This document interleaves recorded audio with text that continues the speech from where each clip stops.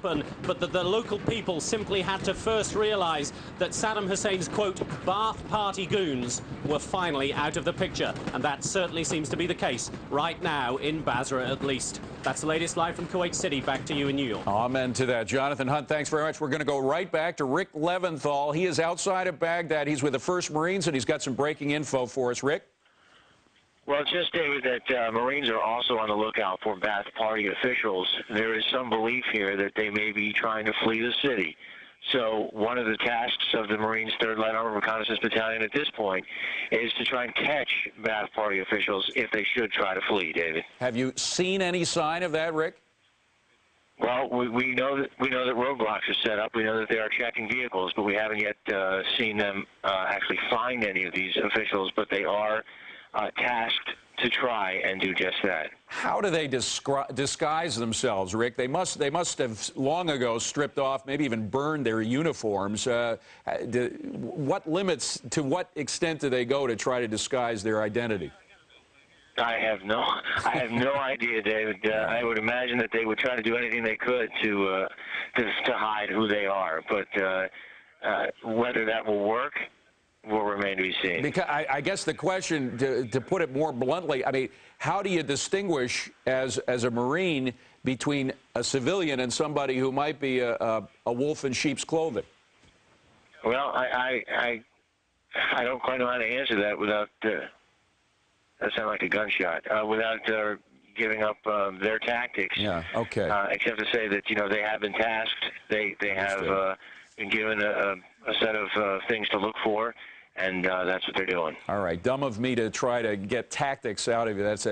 I'm glad you didn't answer that question. You were on guard. You said you heard a gunshot a moment ago?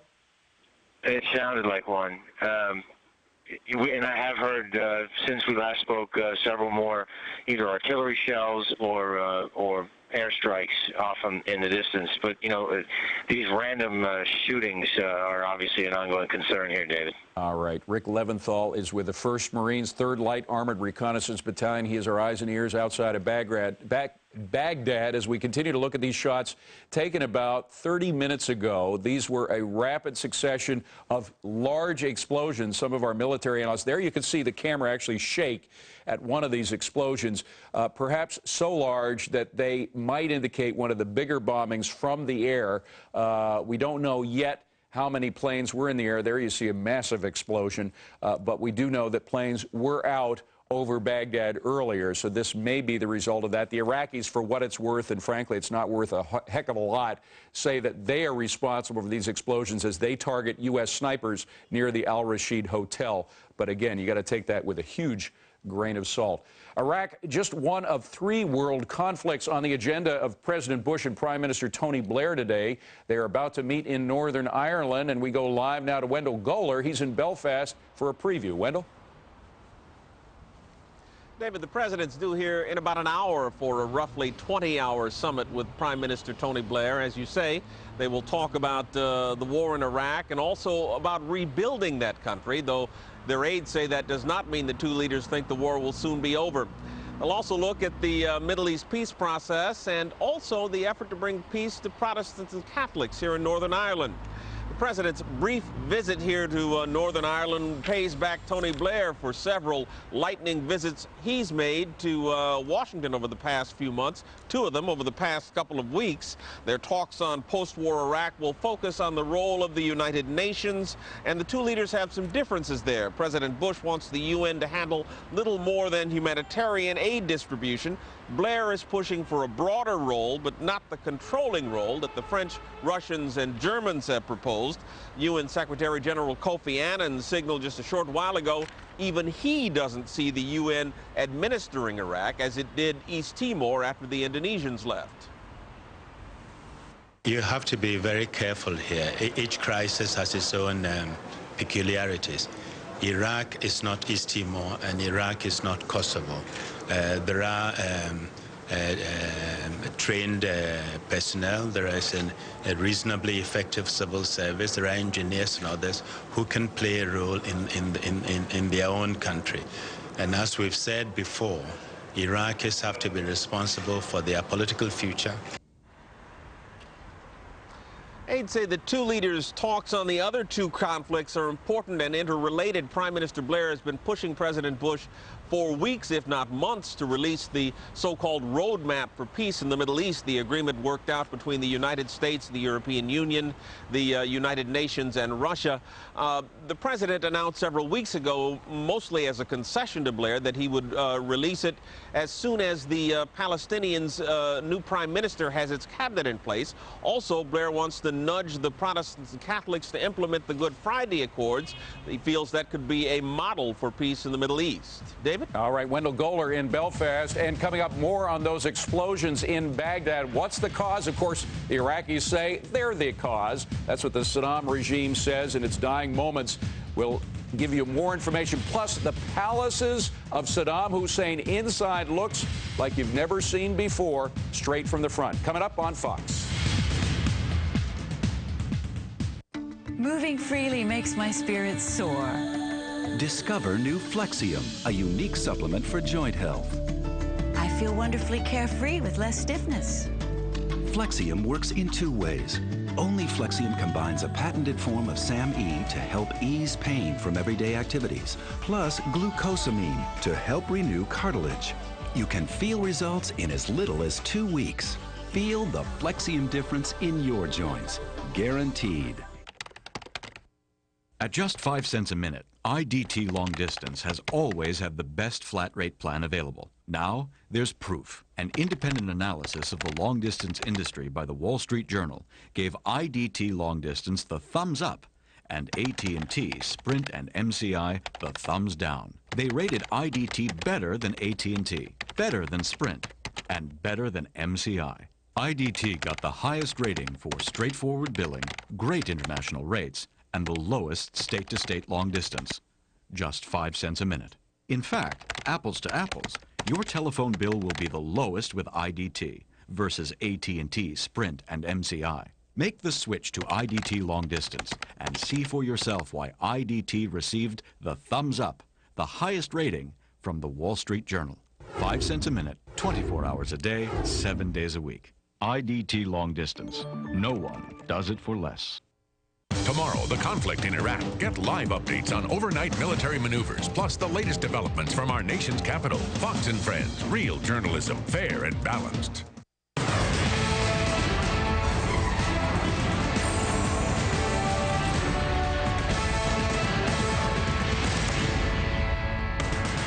And for an update on Iraqi freedom, we want to go to Eric Shawn at Fox News World Headquarters. Eric? Dave, I'm Eric Shawn at the Fox News headquarters with the latest on Iraqi freedom. As we've been showing you throughout this afternoon, there have been some huge explosions erupting in downtown Baghdad. The night sky has been illuminated by a continuing series of attacks. There is no word at this moment on whether or not they are coalition airstrikes or, as the Iraqis claim, their forces opening up. But it comes as fierce fighting is now ongoing in Baghdad. You can see some of that there with that tape earlier from Abu Dhabi TV. This all as Allied forces have arrived and captured some symbols of Saddam's doomed regime.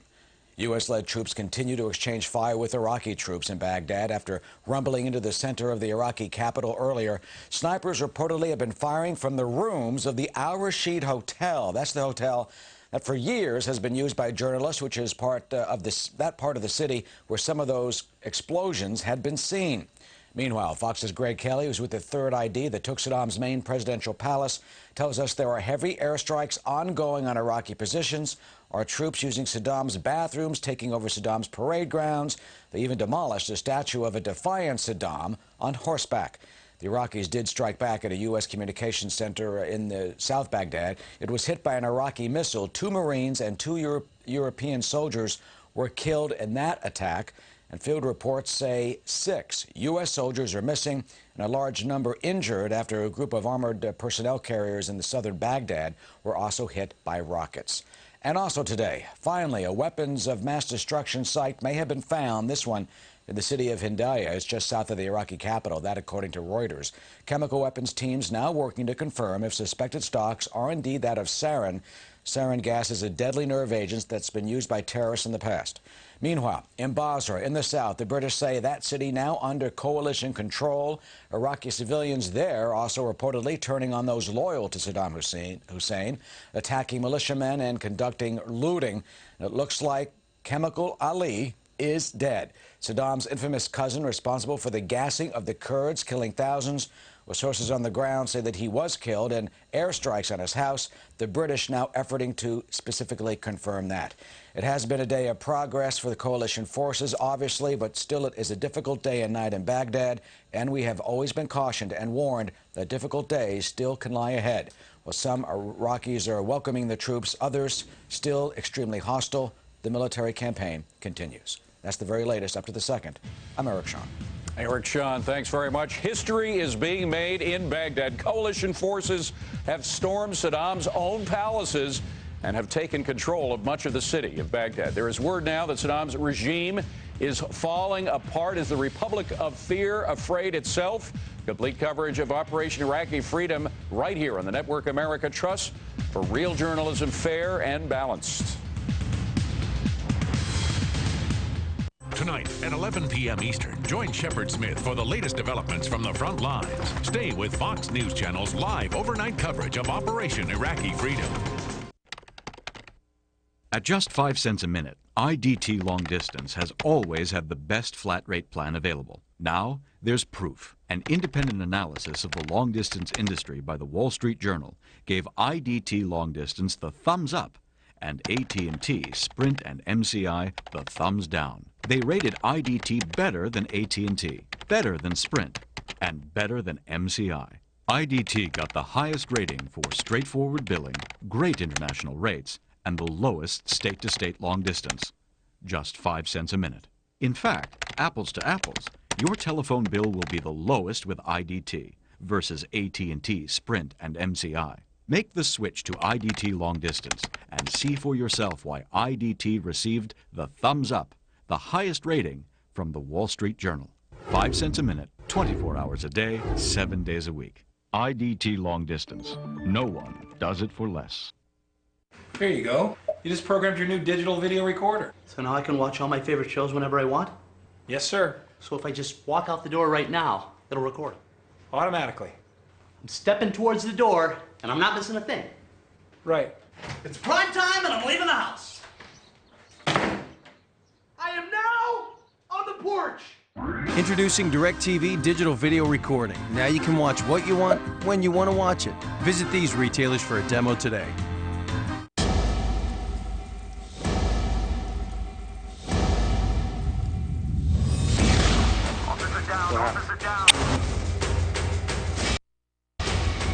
Oh, no. I know what could happen to Joe if the wrong cop got there ahead of me. You told me you never had a choice. You got one right here. Listen to me and listen to me good. If anything happens to him, then you'll answer to me. On Blockbuster pay-per-view.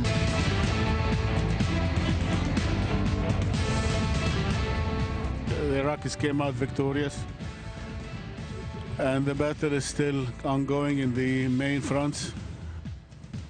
Well, Saddam Hussein says he owns Baghdad. Wrong. We own Baghdad. We own his palaces. We own his downtown district. We own his hotels. Well, the Iraqi there was a little out of sync, but of course that's nothing new for the Iraqi information minister, out of sync both physically and intellectually. Is the Republic of Fear losing its ability to intimidate the Iraqi people? For more on that, we turn to Ambassador Dennis Ross. He's a Fox News foreign affairs analyst and director of the Washington Institute for Near East Policy Study. Ambassador Ross, the first reports that we were hearing about uprising in Baghdad may have been inflated somewhat. We're backing down a little bit on that. However, if these uprisings do continue to spread throughout Iraq, does that show that this regime has lost the very fundamental tool that it had to control the people? Without question. I mean, the key, and you describe it well, it actually was a book written by Conan Makir, an Iraqi exile, which he entitled The Republic of Fear. Saddam Hussein has ruled on the basis of complete intimidation, brutality, and what can only be described as unrelenting anxiety.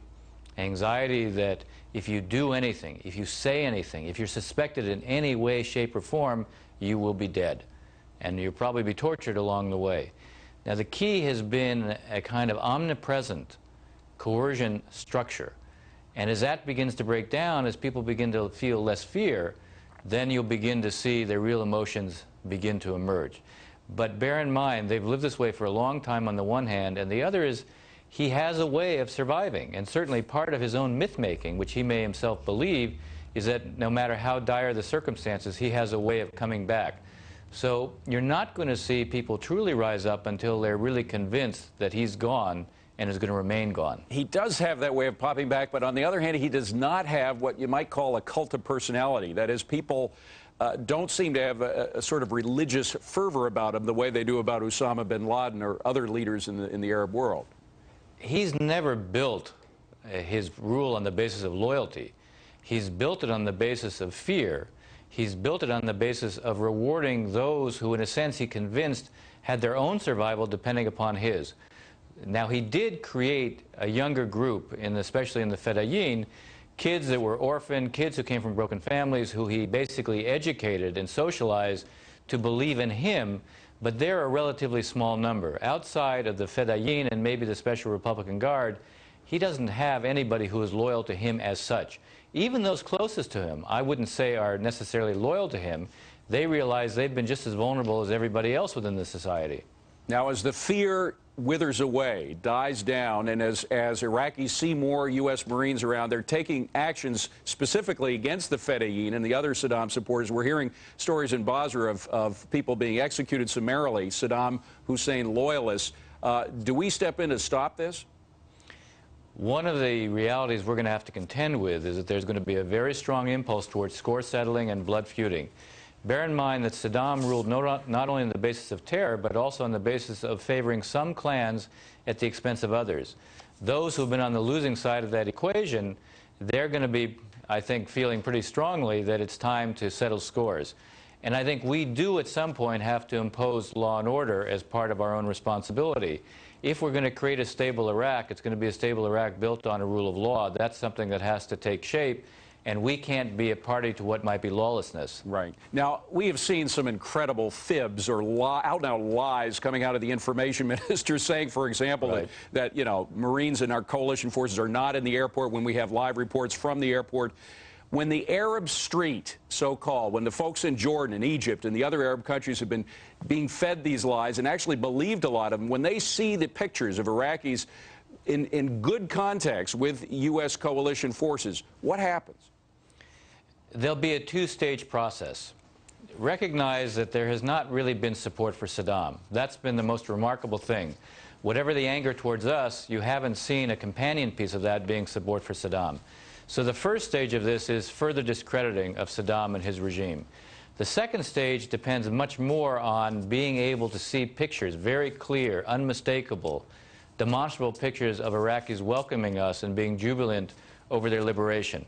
That's going to take longer to have because until, as we've been discussing it, until the Republic of Fear and all of its various tentacles of control, until that basically disappears, you're not truly going to see people who feel free enough and secure enough to come out. And I think here the symbol is really getting Saddam himself. All right, although I'm looking right now at a New York Post picture. I don't know if you can see it there. It shows an Iraqi boy, a teenage boy, hugging a U.S. coalition, either U.S. or Brit coalition force member. You're going to be seeing a lot more of those in the coming days and weeks, and you're already seeing a lot of it now. Ambassador, I wanted to ask you about how to keep the French and the Russians out of Iraq, but we don't have time. Ambassador Dennis Ross, great to see you. Thanks very much. We'll have you back. Let's take a look at some pictures now, some more pictures. We just showed you one from the New York Post. We've got some others here. U.S. Marines listen to a chaplain. He is holding services at their military base. Always time for faith when your life's on the line. This is in Nasiriyah. Now, U.S. Marines also returning fire there as they try to secure a key bridge into Baghdad. And soldiers honor a fallen comrade during a memorial service on the tarmac of Baghdad International Airport. Soldiers at the airport check out the area just after taking control, and British-Irish guards The Irish are there as well. Aim at targets as they push against Saddam Hussein loyalists. This in the city of Basra, and a lot of action by the Brits there right now. Well, new explosions have rocked the city of Baghdad. We just heard it minutes ago. Giant blasts lit up the capital city's skies. Details on Operation Iraqi Freedom right here, coming up on the network. American Trust for Real Journalism, fair and balanced. I'm happily married with 827 kids, 2 of them my own. So you can imagine the headaches, the kind that start here and move up right between your eyes. Deal with a bad headache fast. Extra strength Tylenol. Clinically proven fast on even tough headache pain. On days like this, it's nice to have control over something. Tylenol. For tough headaches, take comfort in our strength. In a world of computer confusion, 3 young interns will soon learn there's one place with all the answers. A place where you can get a PC made just for you at a price that's right for you. A place where computer confusion has met its match. Thanks for calling Dell. What can I build for you today? Get ready. Dell presents The Interns. So, what do you think of my movie? Well, that's one way to make an intern training video. Now you can get a Dimension desktop with an Intel Pentium 4 processor for just $5.99 after mail-in rebate. And right now, for a limited time, you'll get free shipping. Visit our website for even more great offers. And check out our notebooks, too. You're not just getting a great deal, you're getting a Dell. Darren, about my close-ups, there could be more of them. Rated E for easy. Easy as Dell. Dell PCs use Intel Pentium 4 processors.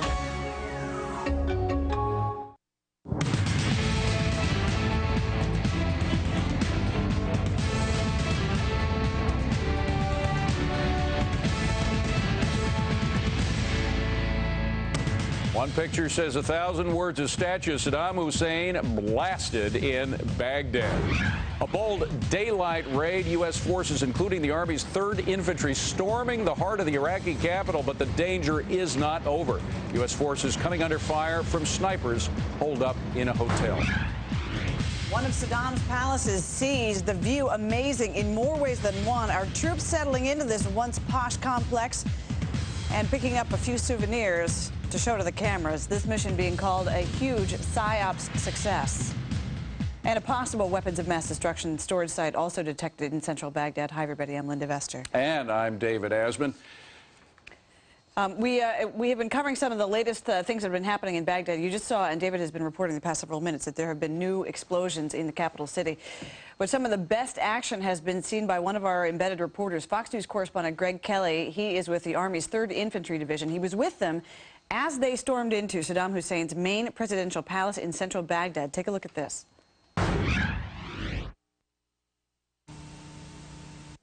They took the palaces of Baghdad. Shortly after 6 o'clock this morning, the 2nd Brigade combat team of the 3rd Infantry Division roared into town.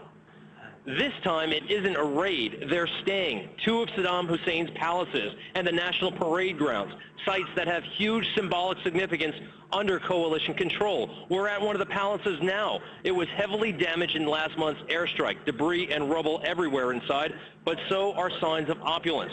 Marble floors, ornate chandeliers. But sitting in Saddam's old palace may not be enough. The battle continues. Heavy fighting in downtown Baghdad, mostly with suicide fighters. Trucks laden with explosives attempting to ram the side of tanks and Bradleys. And airstrikes continue to pummel the city.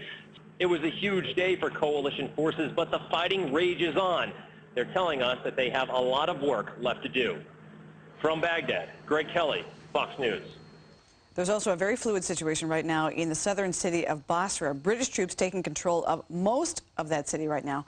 They're trying to confirm the death of one of the most brutal members of Saddam Hussein's inner circle.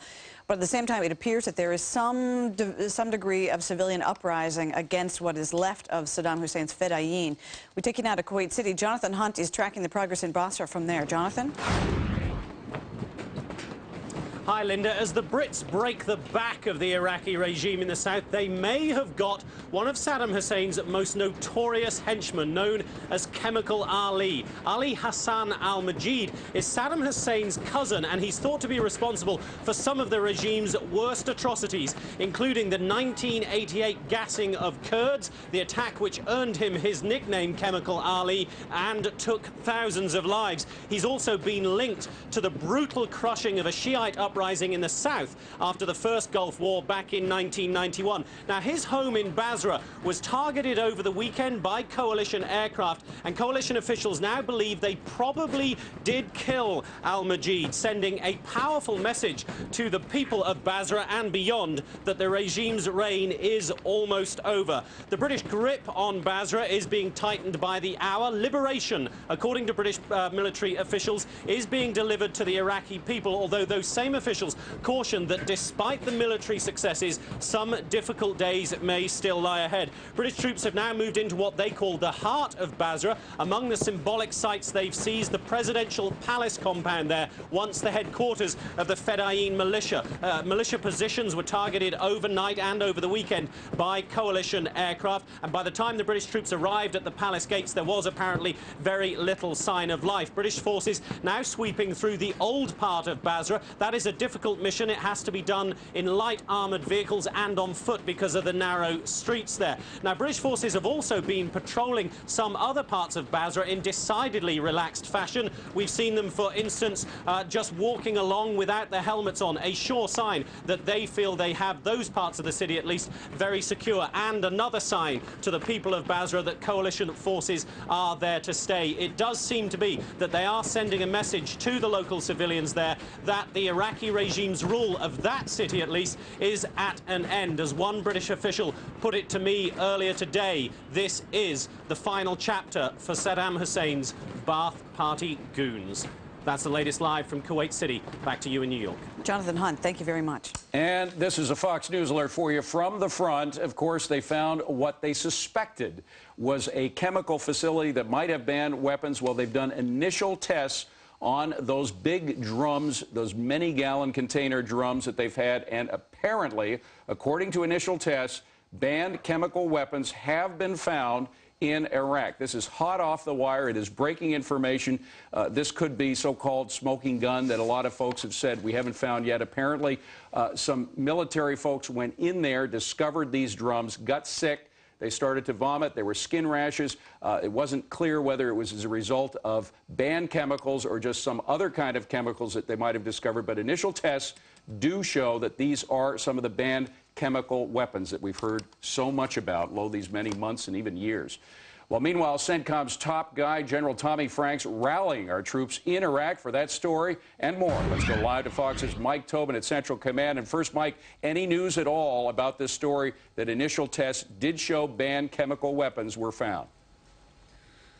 Well, nothing new about that. I'll talk about that in 1 second as far as some of the background information that General Brooks gave about that earlier in the day. Let me talk about General Franks, the guy running the whole operation out here. He went into Iraq today, went to 3 different sites. We're not getting much as far as specifics as far as where exactly General Franks went. We expect to hear more of that in a little less than 3 hours from now. We know that General Franks has left before. He went out to Kuwait a few days back and visited with some of the wounded soldiers in Kuwait there and met with the commander of his ground component. As to the major development of the day, CENTCOM saying that Baghdad is now isolated and Central Command will continue to put pressure on the regime. That pressure coming in the form of tanks and armored personnel carriers rolling right out of the parade grounds in the heart of Baghdad.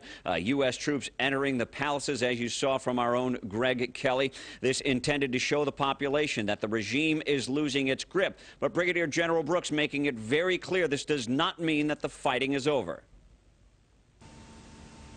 Even though the coalition has disrupted much of the regime's ability to wage war and its command and control systems, the regime retains some capability.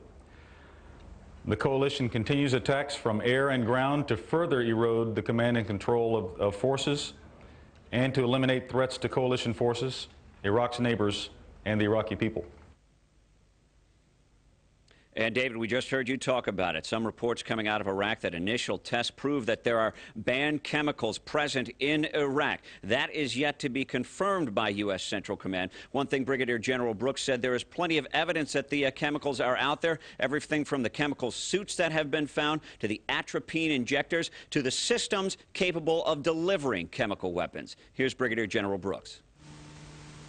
Asamud missiles, Ababil 100s, the missiles that could deliver these types of chemicals. Where we saw them, we destroyed them. And we also moved into areas where they had been launched in the early days, particularly toward Kuwait, to take away the opportunity for them to actually deliver those. That work continues, but there's also still capability. While it hasn't been found, we're reminded that because we haven't found it, it's still there.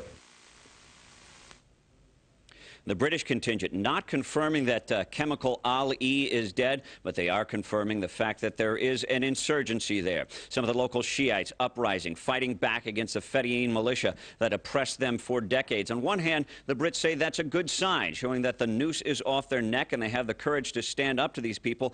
On another hand, it's not a good sign because when these two groups start fighting each other, it's virtually impossible for the coalition forces to determine who is Fedayeen and who is a Shiite rebel. David? All right, Mike Tobin at CENTCOM. Mike, thanks very much. And we are getting some more information. This from the Reuters news service. Apparently, it's coming right directly from Iraq, not going through CENTCOM, which is why Mike wasn't aware of it quite yet, but I'm sure he's going to have a lot more information. What we're finding out now, this according to Reuters, is that nerve agents sarin and, I'm not sure how to pronounce it, tabun and sarin have been found, also a blister agent. Now, this was in a part of Iraq that's in the centrally located area where U.S. Marines had gone in, found these big containers, these huge vats, gallons and gallons of stuff that made the folks in there sick. When they were carting out these gallons of whatever it was, people began to throw up. They began to have blisters on their skin. It was suspected that these may have contained chemical weapons or agents of that. And in fact, it appears that's exactly what they do. Remnants of sarin and tabun and a blister agent called lewisite have been found in Iraq. Linda? All right, we want to get a little bit more information on this with one of our military analysts who's been helping us through our live coverage. Producers, if we could throw up a map also just to give a sense of where this suspected WMD site has been found. Basically, what we're hearing via the wire services is that the WMD place has been found at a camp on the Euphrates River between the cities of Kerbala and Hilla. So as soon as we can get a map up. But just for those of you who are unfamiliar with it, what we're being told is that this is actually the site of ancient Babylon. Now, we want to go to our military expert who's been kind enough to join us, retired Army Ranger and Fox News contributor, Lieutenant Colonel Robert McGinnis. Colonel, thanks for being here. Sorry to catch you sort of on the fly here in terms of WMD. We know about sarin, nerve gas, but tabun, or tabun as it's pronounced, and lewisite. Do you know anything more about that you can shed light on? Well, the blister agent, Linda, is much like mustard gas. And it's interesting, a week ago, you may recall the report we got from the AP that there were 55-gallon cans or containers put on the battlefield near Kerbala. And we were speculating at that point, and it may prove to be true, but that they were going to probably fire the 120-millimeter smoothbore out of the T-72s into those, blow them up as we were crossing the red line, and that would have created a large mustard gas or a blistering agent which would have slowed us down. So this is beginning to come together and make a lot of sense. The people placing them, by the way, on the ground were in chemical protective gear completely. So that's a possibility. If I can, Linda, I'd like to transition to the map. Okay, yeah, let's see if we can pull that up. Okay. And just to show our viewers, you're only seeing the Tigris River. We'll eventually be able to get to another map that shows the Euphrates River, which is where this WMD site was found. Go ahead, Colonel. Yeah, and that's way down to the south, down toward Kerbala, where the 3rd Infantry has come up from. As we kind of look at it right now, of course, we have the incursion into the center of the city with the 3rd ID. We have the 1st Marine Expeditionary Force. Looks like we may have an airfield almost. Ollie North was reporting on that. And, of course, there's the incursion perhaps across the Tigris, which would have put us in this vicinity right now with the 1st MEF. We've had the airport. We're still exploiting that. We've got the C-130. We're beginning to flow things in there. What's interesting is some of the problems we're hearing in the north. The people are beginning to uprise against the regime. Now, what we're concerned about are the Fedayeen. We're concerned that they will be fighting inside some of the neighborhoods as we approach. It's obvious that they've lost command and control because you're not finding any large tactical maneuver. There's no semblance of organization amongst some of the resistance there. So you have those realities. And then, of course, we're trying to put together what essentially is a loose cordon around the entire metro area. So we have stretched all the way around here. Let me just clear that off. All the way around the city, we have a thin line of our personnel. 3rd ID over here, also down here. Then you have perhaps 101st, some special operating forces up here, and then, of course, the 1st MEF around here. And we're locking down some of the major exit points. That not only keeps people that we don't want to get out of the city and lets the good people out, but it also keeps the remnants of the Republican Guard, of which there are 5 divisions still down south, in bits and pieces that we don't know where they are necessarily. We're engaging them in strong points and on the fly and so forth. So what is typifying this, Linda, is, the typical, confusion that goes with the battlefield. Colonel, let me ask you about some of the resistance of what is left of the Iraqi military inside Baghdad. Because we know the snipers have taken up position in the Al-Rashida Hotel inside Baghdad University. We know that a communications site used by the 2nd Brigade of the 3rd Infantry Division was fired on today. So how much do you... educated guess, how much do you think is really left of the Iraqi military inside Baghdad? Well, we knew beforehand Special Republican Guard were upward to 15,000. They're the premier paramilitary. But we know that the Fedayeen and the technicals have been charging our tanks, suicide attacks. There were thousands in Baghdad. Now, exactly how many Republican Guard were able to escape our M1A2s as they went back in the city, that's the unknown. And we've blocked anything in the north, so it doesn't appear as if they're able to reinforce from the north. So we're looking at upward to perhaps 16,000 people. But that doesn't mean that they're not going to shed all their military garb and blend into this 5 million person populated city, which is as large as Los Angeles. So it really becomes these small pockets all over this, polka dotted all through this major metro area, and we're going to have to find them, and we'll take care of them one at a time, and it is going to take a while, though. Okay, one quick question getting back to our breaking news, which is the discovery, being reported by the wire services, of a potential WMD site near the location of ancient Babylon, which is outside of Baghdad, south of Baghdad. We understood before the war that there were teams, the 75th Exploitation Team, I think was the umbrella name for them, including some civilian former weapons inspectors who were able to work on this stuff.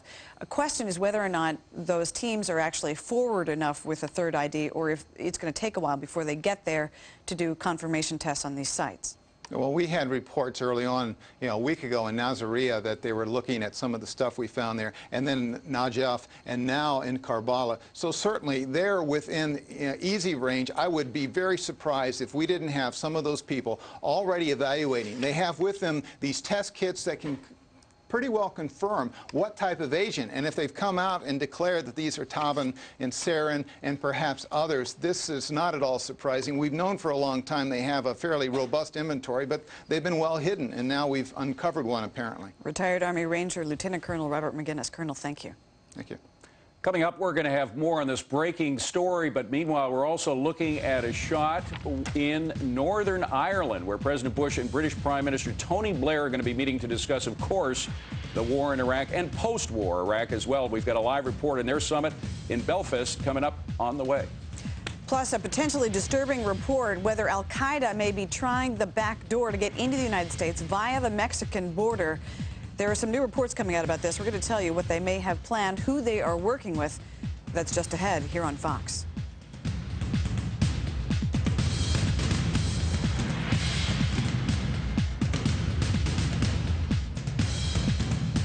Tonight, the war has pumped up consumer fears, but oil and gas prices remain calm. So what's fueling all of this? Fill up on the facts. It's Your World with Neil Cavuto.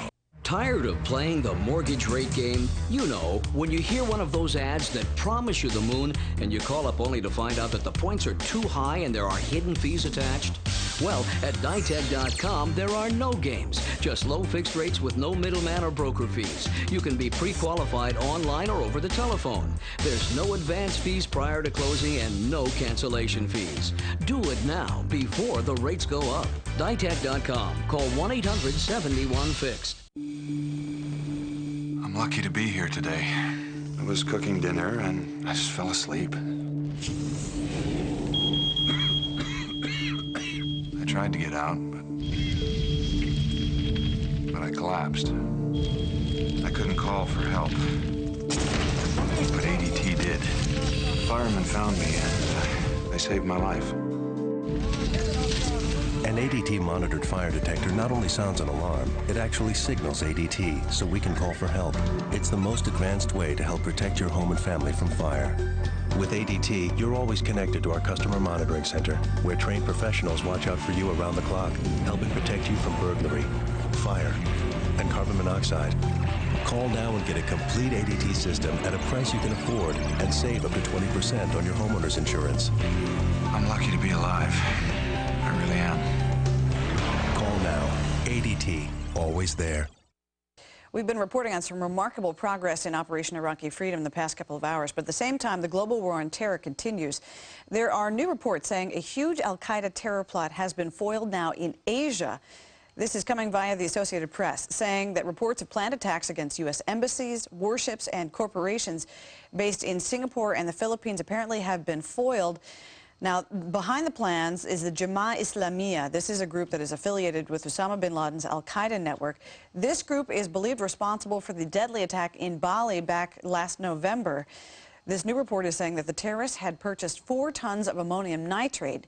This is 4 times the amount that Tim McVeigh used in the Oklahoma City bombing. And that's not all. More than a dozen Al-Qaeda members are said to be working with drug traffickers south of our own border in Mexico. The Washington Times says they plan to cross into the U.S. to stage terror attacks. Joining me now from our D.C. Bureau, Washington Times defense and national security reporter Bill Gertz. He's also a Fox News contributor. Bill, I want to ask you, of course, about Al-Qaeda, but first, just these late-breaking reports from Reuters. We have to stress CENTCOM has not confirmed it. They may not confirm if indeed the tests don't bear out. But sarin gas, tabun, and lewisite, which is a blister agent, what's the significance of this find? Well, clearly they have finally uncovered some of the chemical weapons, if this is confirmed, that could be used against U.S. forces. It's a significant find, if it's confirmed. Again, it looks like these could have been used inside the so-called red line area. They could have been set up with charges to explode as U.S. forces advance. On the good news side, these were controlled by the Special Republican Guard, so it appears that they may have been abandoned, which shows that the security organization around Saddam is collapsing. All right. By the way, we're getting something from our own Brett Baer, who, as you know, Bill Gertz is as well plugged into the Pentagon as anybody. Reports that these blister agents have been found and that sarin gas, a POW, led them to this information. They went to a specific site near Kerbala, near a camp described as a military facility. Testing is ongoing, but initial tests indicate that, in fact, it may be the real thing. This just emphasizes 2 things for us, Bill. First of all, the fact that the Iraqis are turning on the regime itself. They are leading to the kind of intel that we've been dying to get that will take us directly to the WMD and other stuff. This means, really, that the tide has turned, no? Yes, and also there are reports that they've found some multiple rocket launchers already equipped with chemical weapons, too. So there do seem to be the first evidence of banned weapons. Okay, well, Iraq is just one step on our war of terror, one battlefield. You talk about another one. It's pretty scary, the fact that Al-Qaeda folks might be slipping through our southern border. Tell us about it. Yeah, there's some recent intelligence reports indicating that at least 14 Al-Qaeda members are in Mexico trying to infiltrate their way into the United States. And interestingly, the reports say that they're working with organized crime elements in Mexico. That is, some of the drug trafficking organizations, which are very expert at getting things across the U.S. border. In addition to that, there's also some intelligence from Khalid Sheikh Mohammed indicating that terrorists are planning some type of a firebomb attack on the D.C. Metro Rail subway system. Let's just, for those who've forgotten, Khalid Sheikh Mohammed was the operations chief of Al-Qaeda that was captured in Pakistan about a month ago. There's a picture of the guy. Yes, and so these reports are among the numerous threat warnings that are coming in. We're on heightened alert against a terrorist attack. Government officials are beginning to feel like maybe the Al-Qaeda is disrupted enough that they won't attack, but other officials are very, very worried that something is in the offing and that attack could be carried out in the near future. Final question for you, Bill, and then we got to move on to breaking news. The fact that we are getting this information and that you're getting this information about Al-Qaeda across the border and the information from Khalid Sheikh Mohammed, does that mean we're well on our way to stopping it before it happens? Well, that's always the question. You know, there is a hope that they can get inside this group. It's very difficult to do. Clearly, the arrest of Khalid Sheikh Mohammed was a major blow to Al-Qaeda, but they don't have a good handle on what's left and what's out there. As you mentioned earlier, there are plots all over the world that they keep uncovering, and hopefully we can get them before they're carried out. All right. And of course, it's not stopping our commander-in-chief, as you see, is in U.S. 1, which has just landed in Belfast for a meeting with Tony Blair. The president will be meeting over the next 24 hours with Tony Blair, who's been our most stalwart ally in this particular battle in Iraq. We want to thank Bill Gertz from the Washington Times for coming to us for this breaking news and some great stories that he's dug up. Linda? Now, more details on this breaking news. We have it confirmed with senior defense officials via our Pentagon team that it does appear that the 101st Airborne has indeed found some sort of site of weapons of mass destruction.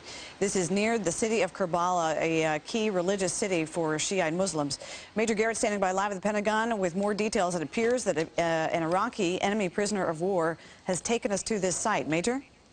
Linda and David, here's what the Fox News Pentagon team can confirm. And just so you understand, Brett Baer and I almost never get a chance to walk this building together. We just had a chance to do that, and through a senior defense official, this is what Fox can confirm. And I want to emphasize something that we were told. These are preliminary reports from field kits analyzing what was found at this facility, described to us as a military facility near Karbala. And it is worth pointing out that field tests before have registered positives that, upon closer examination, have been ruled to be false. So putting that in context, senior defense officials tell Fox that coalition forces have come upon what they believe to be bulk chemical warfare agents. What kind of warfare agents are we talking about?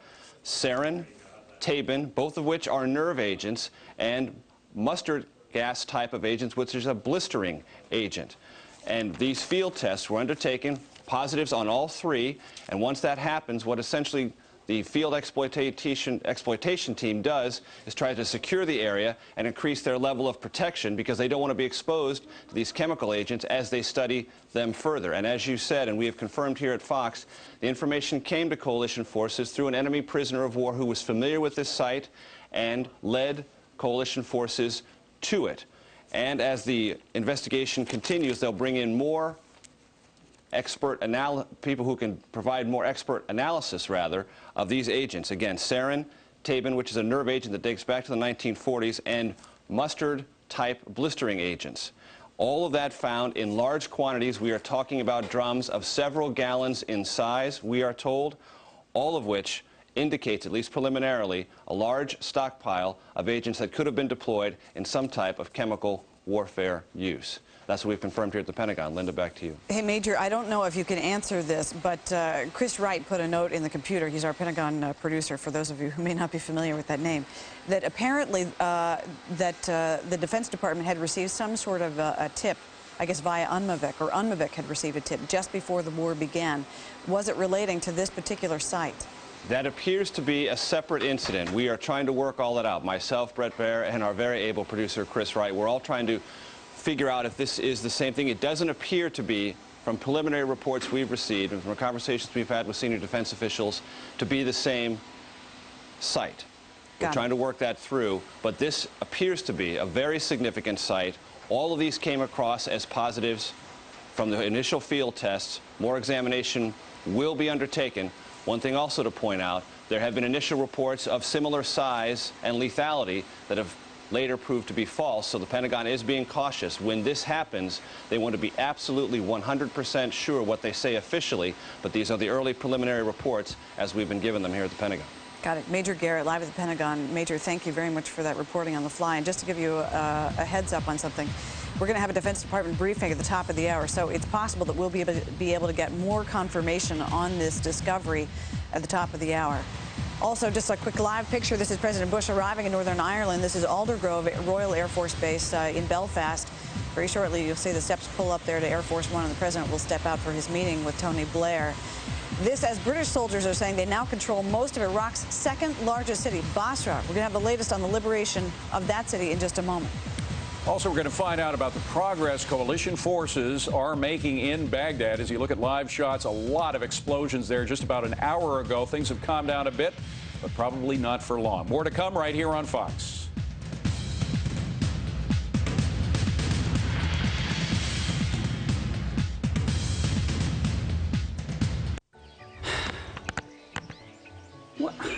Come on.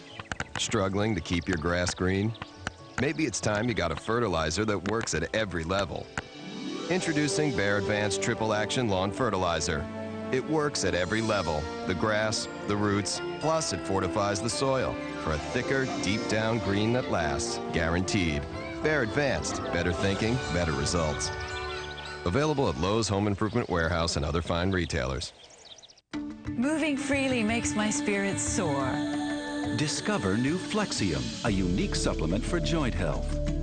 I feel wonderfully carefree with less stiffness. Flexium works in two ways. Only Flexium combines a patented form of SAMe to help ease pain from everyday activities, plus glucosamine to help renew cartilage. You can feel results in as little as 2 weeks. Feel the Flexium difference in your joints. Guaranteed.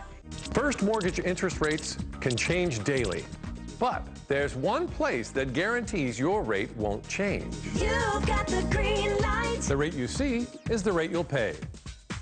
And the closing cost? $995. No points, no other fees. Lock in this great deal now at 866-66 faster. 866-66 faster. You've got the green light. Tonight, a Saddam sighting. Has the bombing of Baghdad driven him out of hiding? Was this strategic appearance a desperate last-ditch effort to rally support as coalition forces close in on his capital? Plus, the Bush and Blair meeting in Northern Ireland. Live reports and reaction. Tonight at 5, it's the big story. Then at 6, watch Special Report. At 7, it's the Fox Report.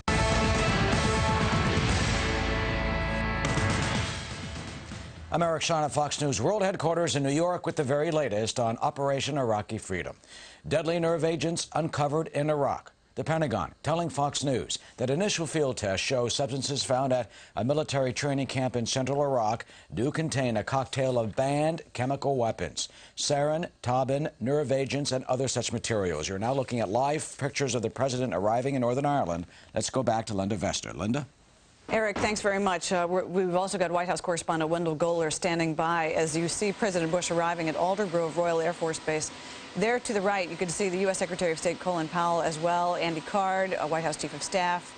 I'll look and see if I can identify a few more faces there. But we also want Wendell Goler to chime in here to give us a heads up of what we're going to see when the president meets up with the Prime Minister. Wendell?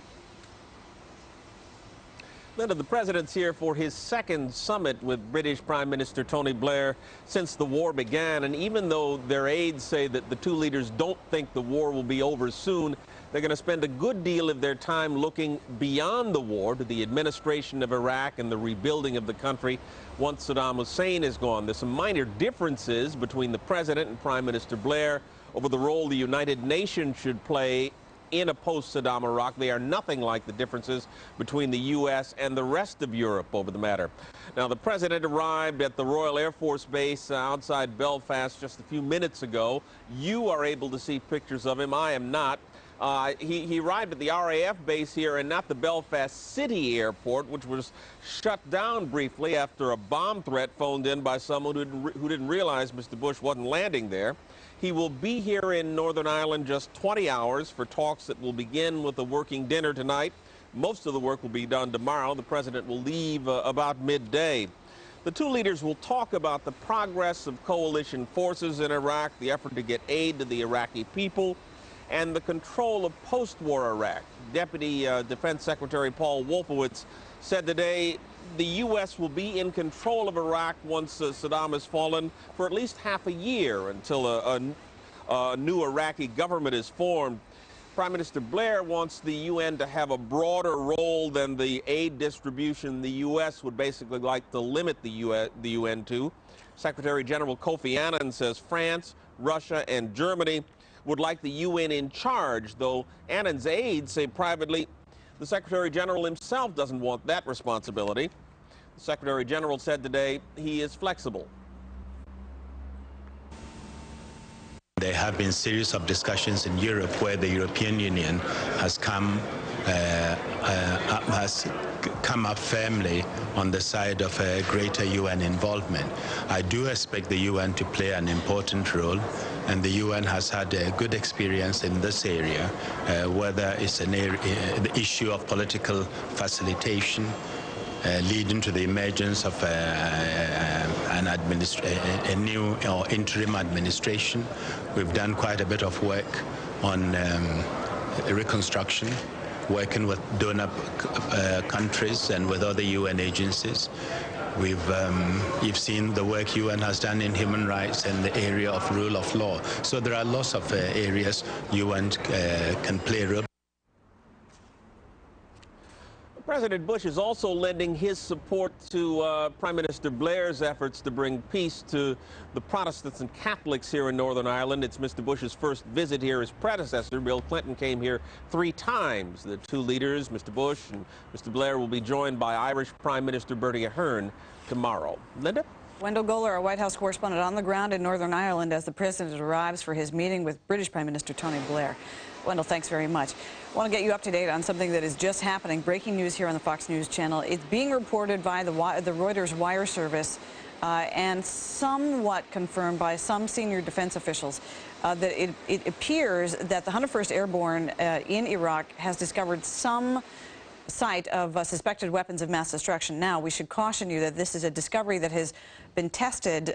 These substances that have been found have been tested only through a field chemical test kit. And these test kits have turned back some false positives. That said, it appears that they have given us a positive on 3 different weapons of mass destruction, 3 different chemical agents. At the same time, we want to show you these live pictures. This is the sky over Baghdad, and there we see it's a little bit brighter now with our night vision scope. We've been hearing reports of renewed bombing in the city there. So as we get more information, we're going to continue to flash up the live pictures of downtown Baghdad. With us on the phone is Tim Trevan. He is a former UN weapons inspector. We've asked him to come on with us very quickly to help us analyze the importance of this find, with the caveat that it may turn out to be a false positive. We just don't know right now. Tim, you with us? Yes, I'm with you. Thank you. What we're getting the positive on is 3 different substances: the nerve agent sarin, another agent, and I'll ask you to correct the pronunciation. Tabun, I'm not sure. Tabun, yes. Okay, Tabun, and lewisite, a blistering agent that's a lot like nerve gas. Can you tell us what you know about those? Well, certainly these are all agents that Iraq in the past has produced, although Iraq produced a mustard agent rather than lewisite. Lewisite is phosgene oxime. Phosgene is a chemical which is widely used in the furniture industry to make foam cushions. So it's certainly a chemical. There was a phosgene factory which was perfectly legitimate in Iraq, but obviously they have the wherewithal to produce this stuff. Okay, question, just, if you can help us with what you think may be significant about this. The reason why it seems potentially nefarious is that an Iraqi enemy prisoner of war led us to this site, apparently. And again, it's very sketchy reports. We're still waiting for some details to fill in here. But the fact that an EPW took us there and said, this is a bad place, what does that signal to you? Well, it signals a lot.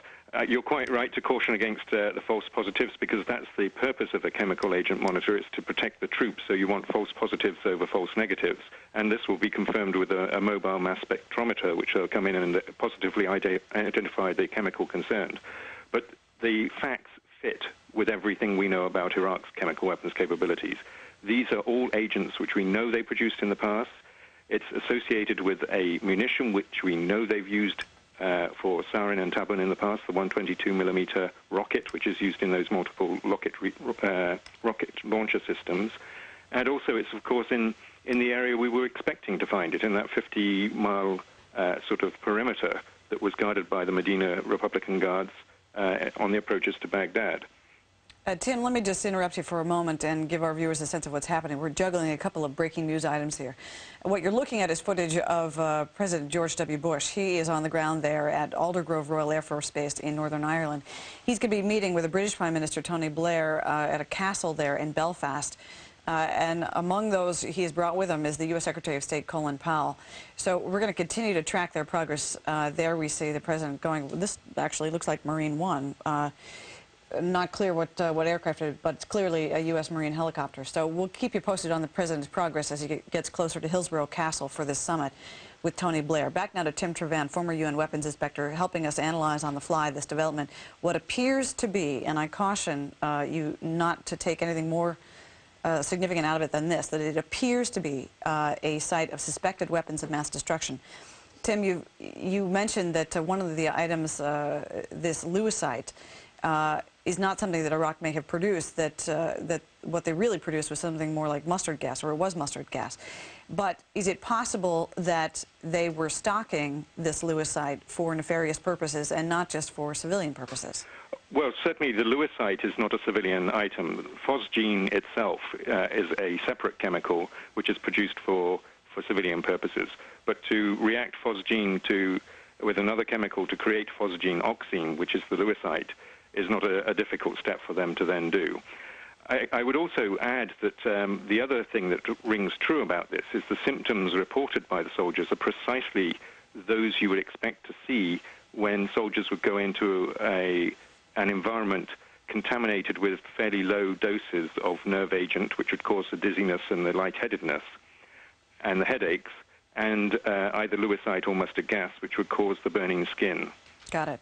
Tim Trevan, former UN weapons inspector, thank you very much for your very quick analysis on this. Once again, breaking news that it appears that the 101st Airborne has discovered a site in the town of Hindia, which is south of Baghdad, what appears to be a facility that has 3 different weapons of mass destruction. Again, these are just tests that have just been done with a field chemical test kit. It may be a false positive, but senior defense officials are telling us that at least they are reasonably certain at this point. And we're going to get more information to fill in the blanks here, but also pointing you out to the footage that you're seeing on your screen. This is a live shot of President Bush as he is at Aldergrove Royal Air Force Base in Northern Ireland, about to head over to Hillsborough Castle to meet with British Prime Minister Tony Blair. Now, getting back to this new discovery, we have our teams both at the Pentagon and at CENTCOM's forward headquarters in Qatar working on this, trying to get more details on exactly what has been discovered by the 101st Airborne in Hindia in Iraq. Fox News correspondent Mike Tobin standing by live at Doha, Qatar for more details. Mike? Well, Lenny, let me first start by explaining that U.S. Central Command is generally very slow to confirm something like that, just because they want to be very careful. They don't want to sound the horn on something like this and then turn around later and have to state again, have to correct themselves at a later date. But what we're learning about the different agents that reportedly have been found at these locations, Tabun in particular, is very nasty stuff. It's described as more volatile than VX nerve gas, less volatile than sarin nerve gas. And the way these different nerve agents work is they can either be introduced to the body through the skin or through inhalation. And what they do is they inhibit the off switch, if you will, that control your muscles. When the muscles contract, they need an off switch to make them relax again. And effectively what they do is cause the muscles like the diaphragm to contract and never relax until the diaphragm itself is exhausted and the individual can't breathe anymore and ultimately suffocates as a result of the exposure to this particular nerve agent. Tabun is the one we're talking about. This lewisite they're talking about can almost be interchanged with mustard gas. They're to no small extent the same thing. They're both blister agents. They will scar the skin, cause blistering on the skin if exposed to the skin itself, but if inhaled, that's when it does damage to the tissue in the lungs and can cause the lungs to fill with fluid. Once you have the pulmonary edema like that, again, you have suffocation of whoever breathes in this chemical agent. And it's very, very nasty stuff. We're waiting on word from Central Command. It may take a while before we get some confirmation from Central Command as far as what has been found by these folks with the 101st Airborne Division. With that in mind, let me make a dramatic turn in subjects here, because I want to introduce someone who was one of the unsung heroes of this conflict. He's with the Navy Seabees, Lieutenant Commander Kurt Guys, and he is one of the guys making sure the troops can get to where they need to be and making sure the troops get what they need in order to prosecute this war. First of all, explain to us what has happened. For so long we saw no bridges were built at all. The guys that were capturing the bridges and moving ahead. And now you guys have put down, was it 2, 3 bridges? We've done 3 so far. Basically, the Seabees are the military construction force for the Marine Corps. We've been working in the joint environment, came over as part of the prep task work that we did. We helped build Central Command here in Qatar, did quite a bit of work up in the Kuwait area at a couple of the airfields. Now we've moved forward. We've built what we call Mabee Johnson bridges, about 60-meter spans across different sections of road or rivers. Can you make us laymen understand what a Mabee Johnson bridge is? Basically, it's a prefabricated type bridge that we can install basically in about 2.5 to 3 days. It's strong enough to hold an M1 tank, and it's very portable. It's very easy to put together. A lot of work, working 24 hours a day, and these guys have basically done heroes work up in Iraq making it happen. Absolutely. They're exposed to enemy fire while they're in the process of putting these bridges together. Absolutely, absolutely. In fact, the one bridge that we did up between Highway 1 and Highway 7, they actually took some enemy fire while they were working on it. So it's been great work. We're helping out the guys doing working supply line work, paving roads, or not paving roads, but grading out roads, repairing them due to the number of traffic that we've had going on so far. So it's been rewarding work and a lot of hard work by the guys up in Iraq right now. And we all appreciate what you're doing. Lieutenant Commander, thank you very much. And we're out of time, so Linda and David, let me toss it back to you. Tobin, live in Doha, Qatar. Mike, thank you very much. The coalition's assault on Baghdad continues. More breaking news. We're waiting about 17 minutes from now a briefing at the Defense Department. The breaking news being that senior defense officials are telling Fox that the U.S. military has found what appear to be many large drums of chemical weapons agents south of Baghdad. The defense secretary and the chairman of the Joint Chiefs at the top of the hour briefing us. Perhaps they'll have some answers. You'll see the briefing live here on Fox. Dave. Larry. How is that Dell consolidation going? TCO's down. Uptime? Highly available. Great. And you? Well, we're still running a proprietary Unix-based system. Right. A Dell flexible solution with Dell PowerEdge servers and Intel Xeon processors can help manage your enterprise for less. Easy as Dell. Call or go online today. What can a pitching machine teach us about financial advisors? Working with one can leave you better prepared. At Wachovia Securities, we learn from the world around us and provide financial advice for whatever comes your way. Together, we can achieve uncommon results. Wachovia Securities. It's almost 200,000 people in over 40 countries, working as one.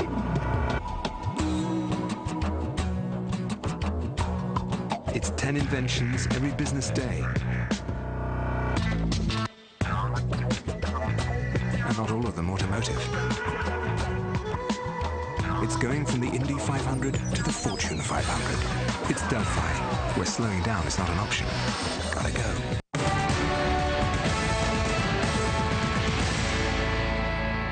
I'm Eric Shawn at Fox News World Headquarters in New York with the very latest on Operation Iraqi Freedom. As we've been reporting, deadly nerve agents uncovered in Iraq. The Pentagon telling Fox News that initial field tests show substances found at a military training camp in central Iraq contain a cocktail of banned chemical weapons. Sarin, tabin, nerve agents, and a blister agent were found at an Iraqi camp on the Euphrates River between the cities of Kerbala and Hilla, site of ancient Babylon. An enemy prisoner of war led troops to the large drums with the material. A U.S. team is on the ground conducting more tests, but the preliminary tests do show banned chemical weapons, those type of weapons the Iraqis have always said they do not have. Meanwhile, fighting, as we've been showing you today, huge explosions erupting in downtown Baghdad. The night sky illuminated by a continuing series of attacks. This was earlier. No word at this moment whether they are coalition airstrikes or the Iraqis opening up as they have claimed. But the more recent explosions are in the section of the city near the Information Ministry and the Al Rashid Hotel. That's been the home to foreign journalists for years, which now reports say has been commandeered by Iraqi snipers opening up and shooting at U.S. troops on the street. The 3rd Infantry rolled in and captured some important symbols of Saddam's doomed regime. Overnight, U.S. forces stunned at the opulence of Saddam's palaces. They've entered 2 and have captured the main one, the one called the New Palace in Baghdad. Fox's Greg Kelly, who was with them, has reported about a series of heavy airstrikes on the Iraqi positions near there. The Iraqis shelled one palace. Our troops have used Saddam's bathrooms, taking over Saddam's parade grounds, and have demolished a statue of a defiant Saddam on horseback. The Iraqis, meanwhile, striking back at a U.S. communications center. It was hit by an Iraqi missile. At least 4 Marines and 2 European journalists have been killed in that attack in heavy fighting in southern Baghdad. And field reports say, as of now, 6 U.S. soldiers are reported missing.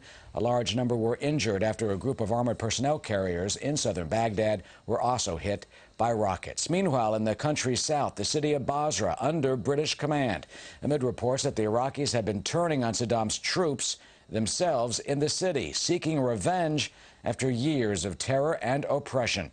There's also widespread looting reported in Basra. It has been a day of historic progress for coalition forces, but as we always say and have been warned, difficult days still lie ahead. Fighting is continuing. Not all Iraqis welcoming U.S. troops. Some Fedayeen and other paramilitary efforts still shooting at our military as this important campaign continues. That's the very latest up to the second. I'm Eric Shawn.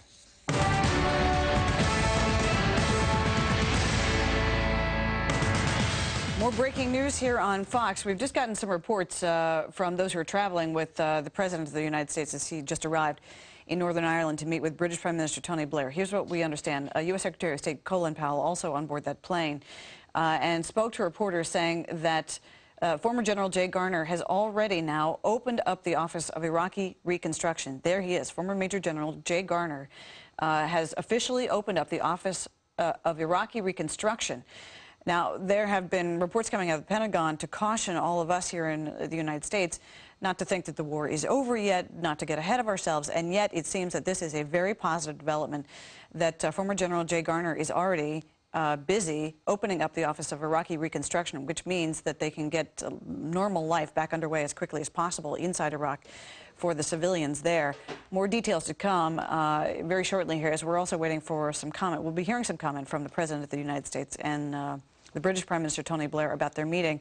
Apparently, one thing that we're going to hear from them about is a meeting just held today at the United Nations, the United Nations seeking some sort of a role in post-war Iraq, and we'll be hearing from President Bush and Prime Minister Blair about that also. Coming up about 11 minutes from now, we have that briefing at the Pentagon. The Secretary of Defense, Donald Rumsfeld, the Chairman of the Joint Chiefs of Staff, Richard Myers, is going to be doing the briefing today. There's a live picture as the reporters are about to sit down in their seats. Presumably, they will be answering questions about this new development that we have gotten confirmed here at Fox. It appears there has been a discovery of many drums of what appears to be chemical warfare agents in Iraq, south of Baghdad. If it's true, it's a major find. We're on the story here on Fox in just a moment. Support our troops. Send your thoughts, prayers, and comments to troops@foxnews.com. Voice your patriotism and watch Fox News Channel for feedback from viewers like you. Order The Four Feathers on pay-per-view and get a free CD with the rousing music from this epic adventure. Own the Four Feathers original motion picture soundtrack from Sony Classical. You're all that matters to me. Just come back to me safely. Just send your pay-per-view bill showing the charge to the Four Feathers CD offer. P.O. Box 102858, Denver, Colorado 80250-2858. The Four Feathers, rated PG-13, playing on pay-per-view. So you surf for an hour and there's nothing on TV. You're tired of all those reruns they show eternally. You want to know where you can find something that's really new. So see our list of titles on Blockbuster Pay-Per-View. Movies, that is. Tune to Channel 105 for a list of current movie titles and special offers. For pay-per-view previews, check out Channel 100. And for those real movie buffs, sign up for the weekly e-newsletter. Just think outside the box office and you'll find something new. Up to 60 monthly titles on Blockbuster Pay-Per-View. Movies, that is. Is your remote control ready for an endurance test? With MLB Extra Innings, your favorite players, your favorite teams are never more than a click away. Call 1-800-GET-SPORTS now and get up to 35 out-of-market Major League Baseball regular season games each week with the MLB Extra Innings package from DirecTV. It's only $159 for the regular season. All the action you and your remote can handle, only with MLB Extra Innings. Order now. At DirecTV, we've got something extra for everyone. The Total Choice Plus package adds over 15 additional channels to Total Choice, all for just a few dollars more, bringing you more adventure, more laughs, more exploration, more music, and more entertainment choices for everyone in the family. Over 130 channels in all, including local channels. Total Choice Plus. It's an easy and affordable way to get more out of your DirecTV. Visit DirecTV.com or call 1-800-DirecTV and order today. 8 minutes away from a briefing at the Pentagon with the Secretary of Defense, Donald Rumsfeld, and the Chairman of the Joint Chiefs of Staff, General Richard Myers. As soon as it begins, we're going to take you there. We're going to keep an eye on this monitor here. At the same time, we want to get you more information on something that is just being reported here at Fox, and some confirmation we've just gotten from senior defense officials that it appears there's been a find by U.S. forces in southern Iraq, actually south of Baghdad, east of Karbala, the city of Karbala, some sort of suspected WMD site. Again, these are initial tests, and it's not a final positive. It's an initial positive of nerve agents and blistering agents. We want to ask one of our guests here about the significance of this. He is a retired U.S. Army Commander, Sergeant Major Steve Greer. He's a former Special Forces officer. He's a Green Beret for short, and a Gulf War veteran. Thanks for being here. Hey, how you doing? I'm well, and pretty intrigued by what we're hearing about this discovery. I want to caution our viewers that we're getting some indications from our Pentagon team that the Secretary of Defense is going to be cautious in what he says about this, because we're still working on this discovery. But from what you know about the tasking of Special Forces in Iraq for looking for weapons of mass destruction sites, what can you tell us? Well, I think you're absolutely right, Lenny. We've got to be cautiously optimistic about this find down here in Karbala. You know, first reports are notoriously inaccurate, and so we've got to be careful. I think it's best to wait and see what happens when this briefing from Secretary Rumsfeld comes on and the Chairman of Joint Chiefs of Staff. But what I can tell you, Special Operations Forces, if they were involved in this, they play a critical role in conducting direct action type missions.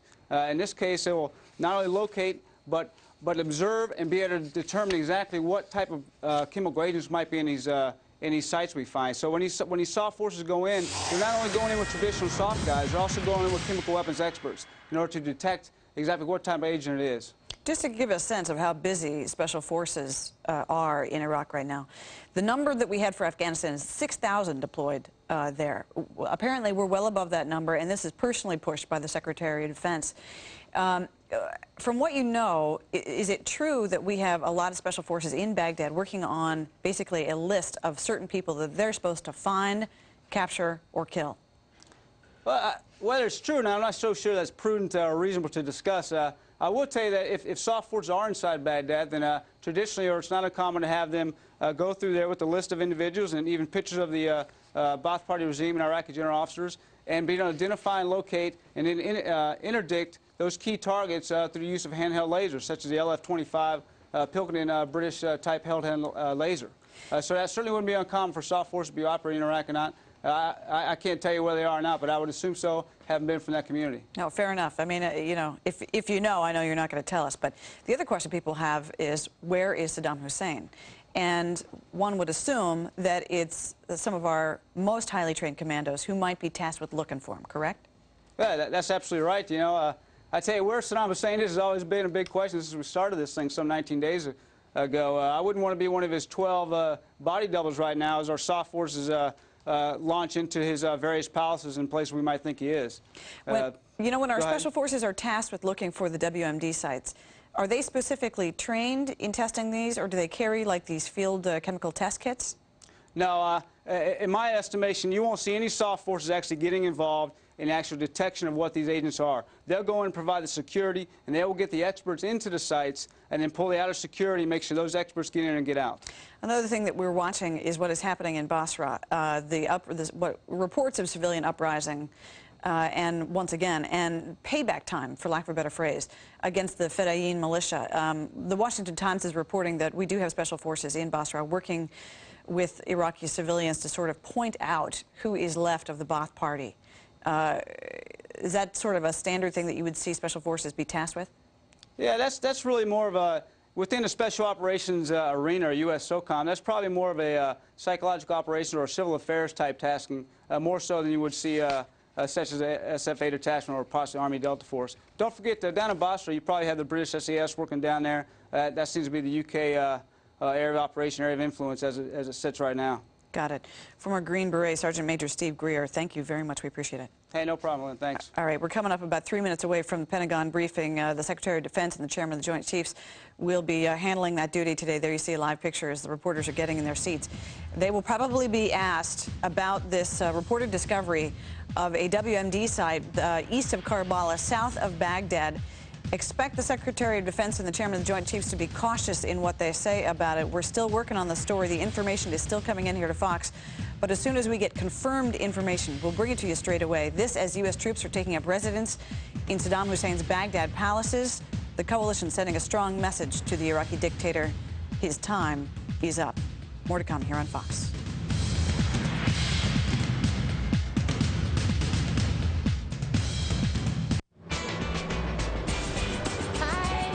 Camp was great, Mom. I saw 5 snakes. I got a where you wanna go. Do what you wanna do. Now there's a new and different way to treat seasonal allergies. Singulair, the only seasonal allergy medicine that specifically blocks leukotrienes, an underlying cause of allergy symptoms. It's a once-a-day chewable tablet that helps relieve a broad range of symptoms for a full 24 hours. It's available for children as young as 2. Side effects are generally mild and vary by age and may include headache, ear infection, sore throat, and upper respiratory infection. Ask your child's doctor about Singulair.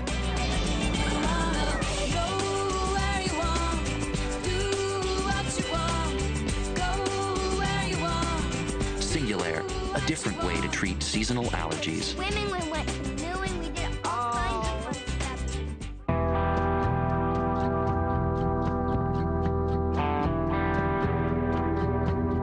What can a seaplane teach us about financial advisors? The best ones take you where others can't. At Wachovia Securities, we learn from the world around us. Because regardless of conditions, investment opportunities can be found. Together, we can achieve uncommon results. Wachovia Securities.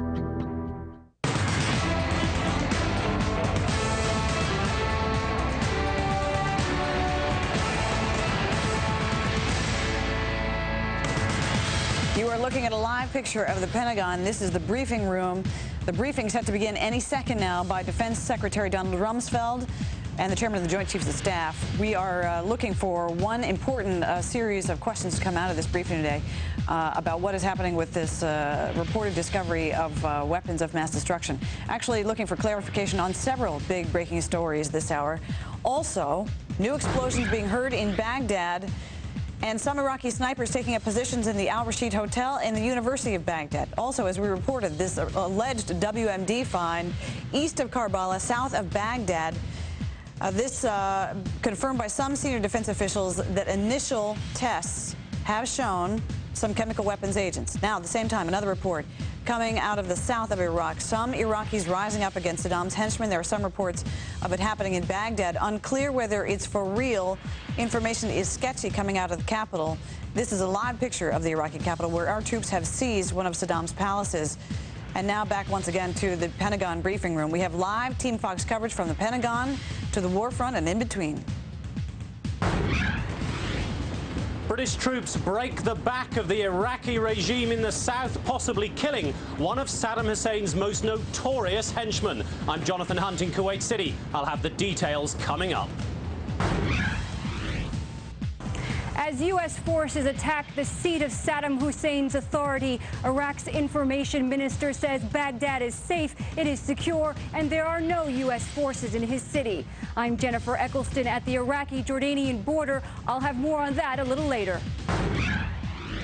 Hi, everybody. It's 2 Eastern, 11 a.m. Pacific, and 10 p.m. in Baghdad. You're looking at a live, that is tape picture of one of Saddam Hussein's palaces. Our own Greg Kelly, embedded with the 3rd Infantry Division, sending us exclusive images. These images of Saddam's captured palace just taken today. Our force is taking this compound over as the 3rd Infantry thunders through Baghdad. These stories and much more breaking news on our continuing coverage of Operation Iraqi Freedom right now.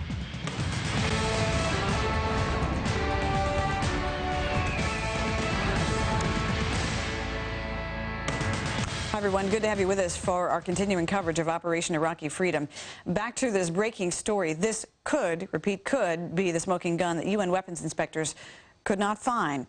Senior defense sources are telling Fox News that initial field tests have shown that coalition forces have now uncovered what appears to be a cache of chemical weapons, drums and barrels of this stuff, nerve agent, blistering agent. This inside Iraq, south of Baghdad, east of the city of Karbala. If these tests hold up, and these are only preliminary tests, this is a major development in Operation Iraqi Freedom. We have correspondent Major Garrett live at the Pentagon. He's been working this story. He's got some more details. Major? Working this story along with my colleague, our national securities correspondent, Blair. Essentially what we have learned, Linda, is what you have informed our viewers about. These are preliminary field tests, and it's important to point out that in earlier instances within this conflict in Iraq, there have been other sites discovered where there have been early positive field tests that have then later been revealed on closer examination to be false positives. And the Pentagon senior officials we've spoken to do caution us about that relevant history when it comes to uncovering potential sites of weapons of mass destruction. Nevertheless, these senior defense officials do tell Fox at this site, which coalition forces, it's important to point out, were led to by an enemy prisoner of war. That's a significant piece of information in this whole story, because early on, coalition forces were basically going to sites they had on their list before the conflict began.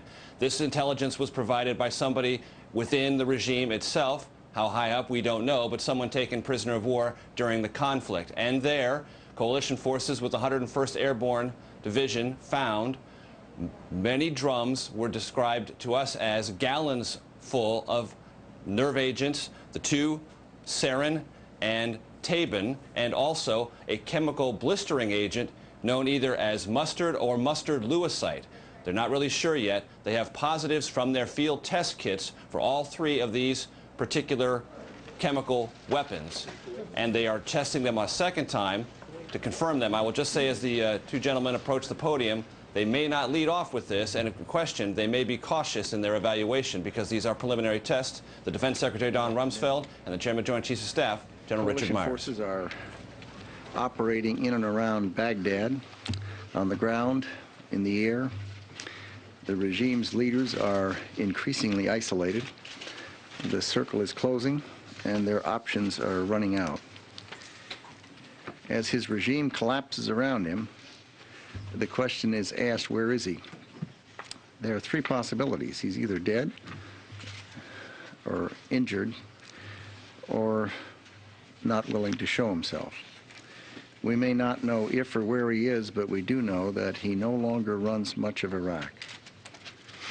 His forces continue to surrender and capitulate. His regime is running out of real soldiers, and soon all that will be left will be the war criminals.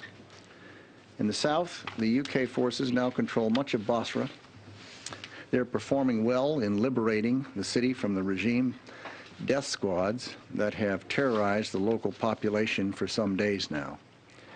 We believe that the reign of terror of Chemical Ali has come to an end. To Iraqis who have suffered at his hand, particularly in the last few weeks in that southern part of the country, he will never again terrorize you or your families. Despite the dire predictions about the forces and the plan, coalition forces have come a long way in a short time. But there is dangerous and difficult work ahead. As the forces continue their work, I want to remember the U.S. forces who have given their lives in this struggle. The names are on the screen behind me. They volunteered to risk their lives for a cause they believed in. Their sacrifice has helped protect their fellow countrymen and the world from a very dangerous regime, and it will soon be giving the gift of freedom to the long oppressed Iraqi people.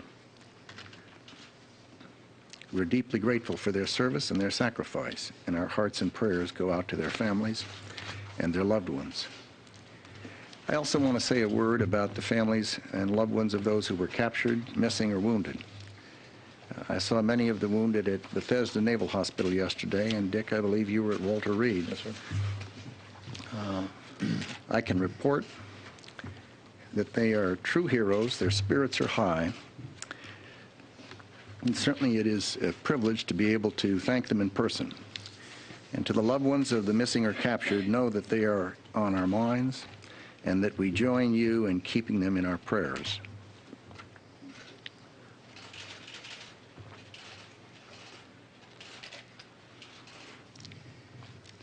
If one contrasts the noble example of the fine young men and women on the scroll behind me with the conduct of the Iraqi regime, regime death squads have used schools as armories and hospitals as military headquarters. They have executed POWs. They used children as human shields, and they have forced civilians to fight at gunpoint, executing those who refused. They are moving their artillery into residential neighborhoods in Baghdad, hoping to draw coalition fire.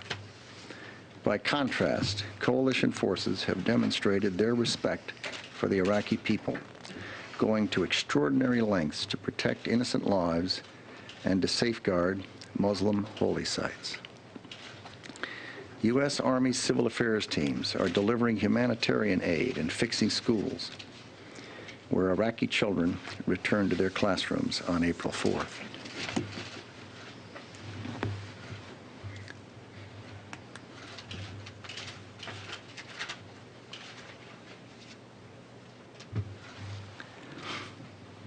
As the coalition makes progress, the Iraqi people are losing